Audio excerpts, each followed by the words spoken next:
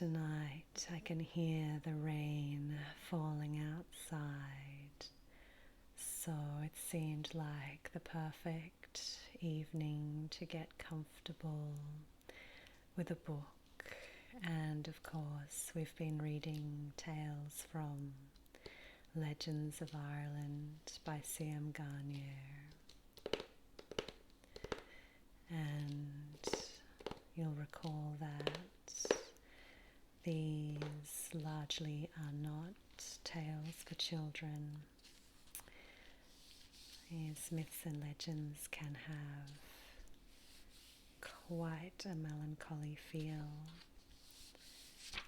And tonight we're up to the tale of Liban the Siren,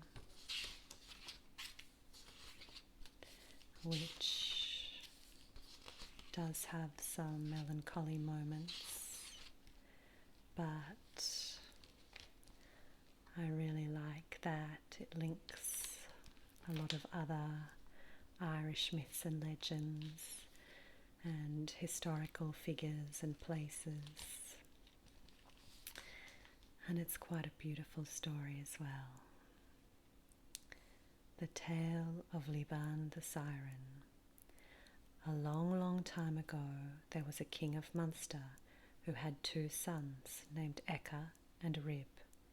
Ecca was restless, wayward, and hardly a source of delight to his father.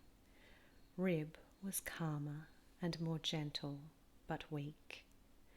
Ecca told him of his plan to go off and possess himself of other territories in which he would be Rib's master. Rib endeavoured to restrain him, but in vain. Ecca, urged on by Emer, his sly stepmother, gravely insulted his father and was ordered to leave the kingdom with all his people and dependents. His brother and stepmother followed him. Altogether they numbered 1,000, without counting women and children, and headed towards the north. After several days' march, their druids told them that they were not destined to settle in the same territory, and that on arrival at the pass of the 2 columns they would have to separate. Rib and his people turned to the west and made their way to the plain of Arbthen. A powerful spring immediately gushed forth from the earth, inundated the surrounding land, and drowned them all, and to this day the lake that is formed is called Loch Rib. Ecca and his people slowly pursued their journey northwards and arrived at Brugga on the River Boyne. Here was the castle of Mackindoch, where they would have been glad to stay, but as they halted, a huge warrior named Angus came from the castle and commanded them to move on. Deaf to those words and overcome with fatigue, they pitched their tents within sight of the palace. Incensed at their disobedience, Angus had their horses killed during the night, and the next day he came towards them and addressed them with these words: "Men of the south, I have this night killed all your horses. If you do not depart this very day, the same fate awaits all of you." Ecca replied, "Angus, you have done us great wrong, and how can we depart without our horses?" Then Angus brought them a gigantic horse, ready harnessed to carry all their baggage, but warned them, "Take care to keep this horse always on the move, for if you let him stop for 1 second, he will be the cause of your death." It was a fine autumn day as they moved off, and they marched without halting until they came to the plain of the grey thicket. There they decided to make their home. They surrounded the giant horse to unload their baggage, but they became so engrossed in their work that they quite forgot the warning that Angus had given them.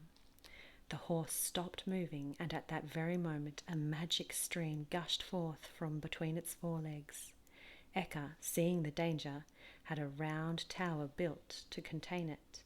He charged one of the women to watch over the source and never to open the well-sealed door except when his people came to get water from the dwelling which he would establish nearby.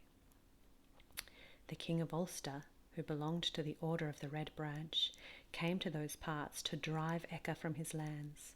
But Eka was the victor, and won for himself and his people the half of the king's domain, and so they were able to settle in the plain of the grey thicket. Now Eka had 2 daughters, who were called Ari and Liban.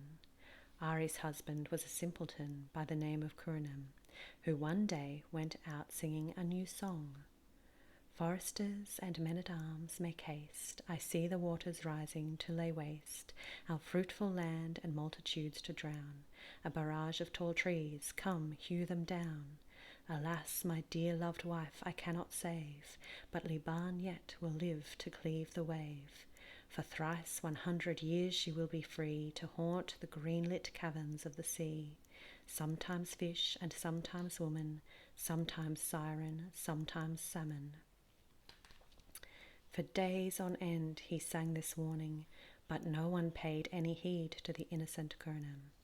And so it happened that soon afterwards the woman who was charged with looking after the source of the stream forgot her prudence and left the door open. The charm was free to work, and water boiled up, swelled, and overflowed. All the land was submerged, and Eka and his people were drowned, with the exception of Liban and the innocent Kurnam. The water formed the vast Loch Ness, with an outlet down to the sea. On the shore of the lake, Liban buried her sister Ari and raised a funeral mound in remembrance of her, which to this day is called Cairn Ari. Kurnam lay down on the stones of the cairn and died of grief, whence Cairn Kurnam, the name of the mound which you will see nearby. After paying the last honours to her sister, Liban plunged into the water with her favourite dog. She found a wonderful dry grotto at the bottom of the lake and stayed there for 1 year. She was, however, almost dead from boredom when she saw a spotted salmon frolicking on the threshold of the cavern. "My lord," she said to the salmon, "give me power to become like yourself and to have companions with whom I may gambol in the clear water. Please, my lord." Immediately she was changed into a salmon, but as the word Lord was still on her lips, her face remained that of a woman at prayer. Her small dog became an otter, swimming and playing around her, and always in attendance upon her slightest wishes. And so Liban lived for 300 years, playing in all the seas that bathe the shores of Ulster, from the days of King Eka to the days of the great King Cole.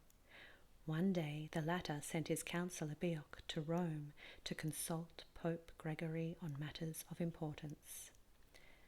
3 days after their departure, Beoc and his sailors heard the sound of a soft voice coming towards them from over the water. Leaning on the ship's rail, Beoc asked who it might be that was singing so angelically. Liban replied, "My name is Liban, daughter of Eka, who was once king of Ulster, whence you have come. I greet you with my song." "How comes it that you live in the sea?" asked Beoc. "I have lived beneath the waves for 300 years, but I wish to come back to land. Go your way, finish your task, but return 1 year from now to the mouth of the river Alaba. Tell your king about me, bring your nets, and haul me out of the bitter-sweet waters." "I will do what you ask," said Beoc, "if you will pay my price." "So be it," said Liban. "What is your price?" Beoc, marvelling at her beauty and greatly moved by this strange experience, stated his conditions. "You shall be willing to be buried with me in the same tomb and the same monastery." "I grant you this," said Liban. Beoc continued his journey to Rome, and on his return he recounted the whole experience to King Cole and the holy men of Binur Monastery. At the end of the year they took their ship to the mouth of the river Alaba, where Liban was caught in a fishing net. Her head and shoulders were those of a young woman, and her body that of a salmon. She was brought to land in a boat half filled with water, and continued to develop. Multitudes came to see her, and among them was a young chief in a purple cloak, whose slightest movement Liban followed with her eyes. Noticing this, the young man said, "Do you wish for this cloak? If so, it is yours."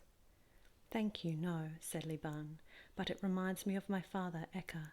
The day he was drowned he was wearing a purple cloak. May good fortune follow you everywhere." Meanwhile, the little otter, who had been Liban's favourite dog, followed her to land, and in the half-filled boat had continued to serve and amuse her. Before long, a great sunburned soldier had treacherously killed him for his own amusement. Liban was angry at this and predicted that the glory of his clan would be soiled by his cowardice unless he and all his friends at arms agreed to make amends by fasting and repentance.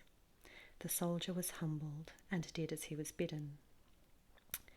Then a great debate arose on the fate of the beautiful siren. King Cole claimed her as his own because she had been caught upon his shores. Fergus maintained that she was his since it was his net that she was taken in, and Björk claimed that, of the three, his claim was the strongest because Liban herself had made him a solemn promise. No one could decide, and so these three devout men undertook a fast, and while they were in a state of grace, an angel appeared to them and said, "Tomorrow 2 wild bulls will come from Kernari, the tumulus of Liban's sister. Place Liban in the cart to which you yoke them and start them off. They will pull her to the land of which she shall be mistress." All took place as the angel had foretold, and the wild bulls took Liban directly to the monastery of Techt de Björk. Thereupon the choice was given to Liban herself, whether to live for 300 years more, come what may, or be baptized and die forthwith. Liban chose the latter. Coel baptized her and gave her the name Morgan, which means born of the sea, and Morgan is included among the heavenly virgins, working wonders and miracles at the tomb which she shares with Saint Björk and in their common monastery in Ireland, the Isle of the Blessed.